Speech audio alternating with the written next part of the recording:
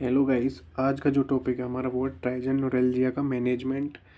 इसके मैनेजमेंट में हम अलग अलग टाइप के मैनेजमेंट पढ़ेंगे। किस तरह की भाई हम मेडिकल मैनेजमेंट किस तरह कर सकते हैं, सर्जिकल मैनेजमेंट, जो ये पार्ट्स है ना, peripheral procedures, ganglion procedure, open operation centre, ये सब सर्जिकल ही हैं। सारे के सारे सर्जिकल प्रोसीजर्स के अंदर ही आएंगे। मतलब सर्जिकल मैनेजमेंट है peripheral procedure, ganglion procedure, open operation और सेंट्रल प्रोसीजर।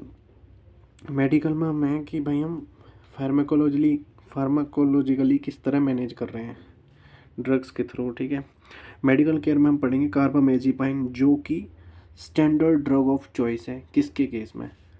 ट्राइजेनोरेल्जिया के केस में ऑब्वियसली। इसके अलग अलग नाम है, टेग्रिटोल, कार्बाट्रोल। इनिशियल डोज देंगे 200 milligram per day, maintenance dose देंगे 400 to 1200 मिलीग्राम पर डे। उसके बाद नेक्स्ट जो ड्रग है वो phenytoin, not effective like as carbamazepine. Next है बैक्लोफेन, उससे नेक्स्ट है क्लोनाजीपाम। जो हमारी क्लोनाजीपाम है उसका दूसरा नाम Klonopin, not use due to adverse effect and dependency. इसलिए यूज़ नहीं करते क्योंकि बंदा इसके एडिक्ट हो जाएगा। जो भी इसको लेगा, जो भी पेशेंट है जो इसको लेगा, वो इसके एडिक्ट हो जाएगा और एडवर्स फैक्ट सिडेशन करेगा। नेक्स्ट आते हैं हम सर्जिकल मैनेजमेंट में। पहला आता है पेरिफेरल प्रोसीजर। पेरिफेरल प्रोसीजर के अंदर हम क्या कर रहे हैं? Surgery done very close to area where trigger area is located, cryotherapy, alcohol block, laser and neurectomy. These give short term relief. हमें पेरिफेरल प्रोसीजर के अंदर शॉर्ट टर्म रिलीफ मिलेगा। ठीक है, जो भी हमारा एरिया जहाँ पे ट्रिगर एरिया है, जो हमारा ट्रिगर एरिया कौन कौन से थे? एला of nose, check, V1 V2 V3 मैंने बताए थे, सुपर ऑर्बिटल एरिया ऑफ आई, और एला ऑफ नोज, चीक, लिप्स हैं, टिथ भी हो सकते हैं ड्यू टू च्युइंग टॉकिंग वगैरह, जो भी यहाँ पे स्टिमुलेशन मिल रहा था। तो जो एरिया ट्रिगर एरिया है ना, उसके आसपास जो सर्जरी हुई है वो पेरिफेरल प्रोसीजर में आएगी। नेक्स्ट जो हम बात करेंगे वो करेंगे हम गैंग्लियन प्रोसीजर के अंदर। गैंग्लियन प्रोसीजर के अंदर बात करते हैं थर्मोकोएगुलेशन। An indifferent electrode is usually a simple hypodermic needle inserted obliquely into skin of forehead. Once radiofrequency needle in foramen ovale, it is advanced into the trigeminal ganglion. Electrode is inserted just beyond tip of needle and low amplitude its current is applied. समझ में नहीं आया वो? जो हमारा forehead है, forehead के skin के थ्रू ओब्लिकली इंसर्टेड करेंगे।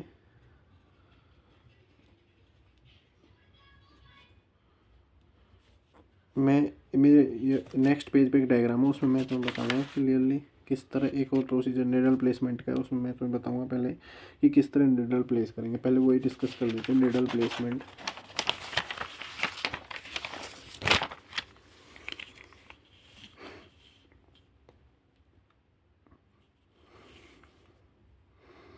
Anterior approach use, patient lies spine, neck well extended,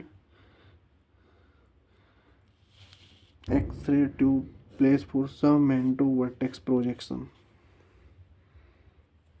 and engagement of needle in foramen in confirmed by biplanar radiology। ये जो होना है इस डायग्राम को देखो भाई, यहाँ से जो ट्रेगस पॉइंट है वहाँ से 2.5 सेंटीमीटर दूर और लो लिप कॉर्नर से 15 mm दूर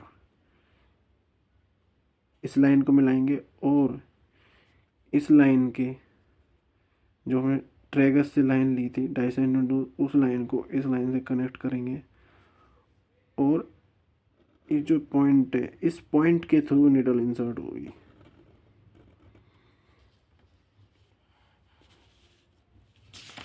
जो यहाँ पे निडल इंसर्ट कर रहे हैं ना फोरामेन ओवल में, वो इस तरह ही पहुँचा रहे हैं यहाँ पे।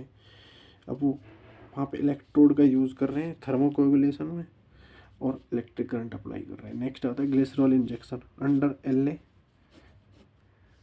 head kept still, a 16 gauge spinal needle used inserted into ganglion through foramen ovale, 0.5 to 0.75 ml glycerol, head in same position at least 2 hours after work। हम ग्लिसरॉल इंजेक्ट कर रहे हैं और हमारे काम करने के बाद 2 घंटे तक हेड सेम पोजीशन में रहेगा। नेक्स्ट आते हैं बैलून कंप्रेशन पे। Easiest of 3 procedure require general anaesthesia. 4 FG catheter is used. Balloon primed with X-ray contrast medium for 1 ml syringe।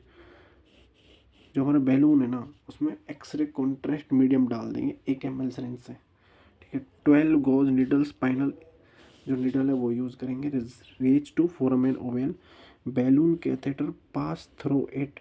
Inflate balloon take shape of Meckel's cave appears pears. इसका क्या मतलब है, क्या चल रहा है। हमने वो निडल यहाँ जो मैं डायग्राम बताया था, हमने निडल इस तरह प्लेस करी। अब निडल के ऊपर से क्या जाएगा, बैलून कैथेटर जाएगा।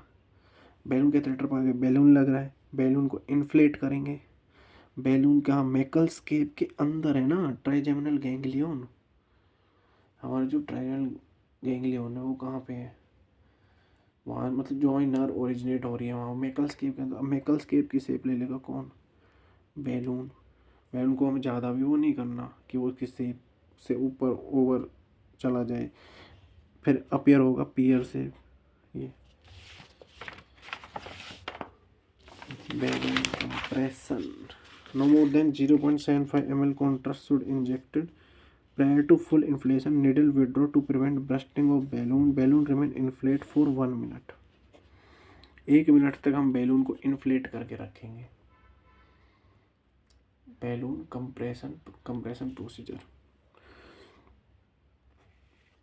रेडियो सर्जरी करते हैं। Gamma knife radiotherapy cause focal damage to root and interrupt the short circuit generating neuralgia. Gamma knife radiotherapy use करते हैं इसमें हम। निडल प्लेसमेंट पहले समझा दिया। निडल प्लेसमेंट याद रखो भाई यहाँ से, और सारे प्रोसीजर्स इस तरह हम गैंग्लियन के पास जा रहे हैं। एक में ग्लिसरॉल इंजेक्ट कर रहे हैं, एक में बैलून कैथेटर वाला, और एक ये थर्मोकोगुलेशन वाला। नेक्स्ट हम आते हैं ओपन ऑपरेशन। ओपन ऑपरेशन में है माइक्रोवेस्कुलर डीकम्प्रेशन। जो भी पेशेंट जिनमें पेन रिफ्रैक्टरी पेन है, रिफ्रैक्टरी पेन हम कह सकते हैं कि बंदा पेन को पेन इनएडिक्वेटली है, इनएडिक्वेटली मतलब पेन, हमें ऐसे रिफ्रैक्टरी पेन का मतलब कह सकते हैं पेशेंट को पेन ज़्यादा है, कि हम बहुत सारे मेजर्स यूज़ कर रहे हैं ना, उसको ट्रीट करने के लिए हम बहुत सारे मेजर्स यूज़ कर रहे हैं ना, तो वो भी फेल हो रहे हैं। मतलब पेन ऐसा है, इनएडिक्वेट पेन है, ठीक है। And who are able to tolerate such. उन पेशेंट के केस में कह रही हूँ, patient place in lateral position.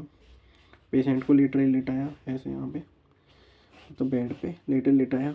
रेट्रोमेस्टॉइड incision देंगे, जो भी अफेक्टेड साइट है वहाँ पे 5 से 6 सेंटीमीटर का रेट्रोमेस्टॉइड इंसिजन देंगे। रेट्रोमेस्टॉइड इंसिजन, ये जो कान के पीछे का एरिया है ना, बिलो बिहाइंड द ईयर, यहाँ पे ये रेट्रोमेस्टॉइड एरिया, यहाँ से रेट्रोमेस्टॉइड इंसिजन देंगे हम। ये जो एरिया है ये यहाँ से रेट्रोमेस्टॉइड इंसिजन देंगे 5 से 6 सेंटीमीटर का।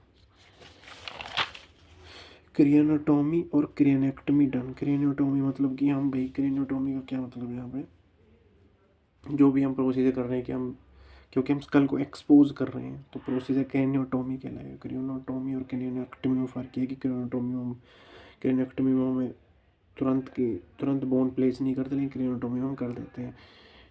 हम क्या करेंगे, जैसे हमने स्कल को ओपन किया, ठीक है, वहाँ पे मेनिंजेस है, dura mater, arachnoid, pia mater, and opening is made in dura mater into the up to the junction. कौन सा junction, tentorium and petrous temporal bone.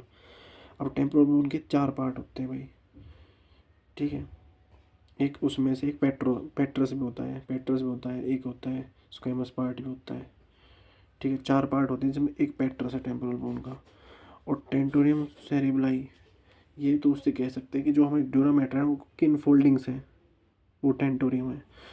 And उसके बाद हम क्या करेंगे, इस जंक्शन तक हम ओपनिंग करेंगे ड्यूरामेटर में, एंड सेरिबेलम रिट्रैक्ट करेंगे। उसके बाद CSF को स्प्रेड कर लेंगे। अब क्या होगा, हम उसके बाद देखेंगे पेट्रोसल वेन वहाँ देखेगी, और पेट्रोसल वेन के मीडियल साइड में ट्राइजेमिनल रूट रहेगी। अब जैसे कोई भी वेसल है ना, उस जगह पे उस रूट को कंप्रेस कर रहा होगा, और उस रूट के कंप्रेशन से स्टिमुलेशन प्रोड्यूस हो रही है, और उस स्टिमुलेशन से पेन हो रहा है, कंप्रेशन से स्टिमुलेशन, स्टिमुलेशन से पेन हो रहा है। अब जो भी कंप्रेसिंग वेजल्स हमें दिखेगा medial to nerve at root entry zone, mostly cerebral artery हो सकती है, और any vessel compress the nerve, कि हम कुछ क्या कर देंगे, डिस्प्लेस कर देंगे the vessel separate from nerve and the inert material such as Teflon wool placed in interposition site over. हम क्या करेंगे, जैसे हमारा भाई हम क्या कह रहे हैं कि जैसे हमने एंट्री कर लिया अंदर, हमने सब एक्सपोज कर दिया, अब यहाँ ट्राइजेमिनल नर्व है और उसके कंप्रेस कर रहा है कोई वेसल, तो हम वेसल को सेपरेट कर देंगे। ट्राइजेमिनल एरिया से हमने वेसल को सेपरेट कर दिया और दोनों के बीच में वूल प्लेस कर दिया हमने, और उसके बाद हम क्लोज कर देंगे साइड को। और हमें ये भी ध्यान रखना कि जो हमने आर्टरी जो वेसल सेपरेट किया उसकी किंकिंग ना हो जाए, क्योंकि किंकिंग होगी आर्टरी तो यहाँ आर्टरी के अंदर फ्लो का ऑब्स्ट्रक्शन हो जाएगा, तो हमें इस चीज़ का भी ध्यान रखना है। साइड को क्लोज कर देंगे, पेशेंट को ओवरनाइट में उसको ऑब्जर्व करेंगे, उसके बाद पेशेंट को डिस्चार्ज कर देंगे 3 से 5 दिन में। ये हो गया हमारा माइक्रोवेस्कुलर डीकम्प्रेशन, मतलब हमने जो कंप्रेस जो हो रखा है ना उसको डीकम्प्रेशन मतलब हमने उसको हटाया है, डीकम्प्रेशन मतलब कंप्रेशन को रोक दिया। नेक्स्ट हम आते हैं सेंट्रल प्रोसीजर के अंदर, लास्ट प्रोसीजर है इसके अंदर सेंट्रल प्रोसीजर। उसमें हम क्या कर देंगे, dorsal root zone entry zone lesion have been, यहाँ पे हम सर्जिकल प्रोसीजर करेंगे। जैसे कोई भी लीजन हो गया, वो लीजन क्या कर रहा है, नर्व को कंप्रेस कर रहा है। डोर्सल रूट एंट्री जोन वो जहाँ पे एक्सट्रीमिटी से क्या आती है, नर्व्स आती हैं, सिग्नल्स को कैरी करती हैं और एंटर करती हैं स्पाइनल कॉर्ड के अंदर, तो वो डोर्सल रूट एंट्री जोन होता है। आउटर टू इनर लेयर के थ्रू एंटर करते हैं यहाँ पे। तो अगर उस जगह पे कोई लीजन है, कोई भी सर्जिकल लीजन्स, मतलब कोई भी लीजन उनकी हम सर्जरी करेंगे जो कि क्या कर रहे हैं, नर्व को कंप्रेस कर रहे हैं, वो हम सेंट्रल प्रोसीजर के अंदर करेंगे। तो हमने मैनेजमेंट कवर कर लिया पूरा ट्राइजेमिनोलैल्जिया का। यहाँ तक हमारे साथ हमने सारे प्रो स्टेप्स देख लिए, हमने फार्माकोलॉजिकल स्टेप्स भी देख लिए, हमने सर्जिकल स्टेप्स भी देख लिए। आई होप आप सबको समझ आया हुआ। Thanks for watching this video. आपको अच्छी लगी हो तो लाइक करो और अपने दोस्तों के साथ भी शेयर करो। Thank you.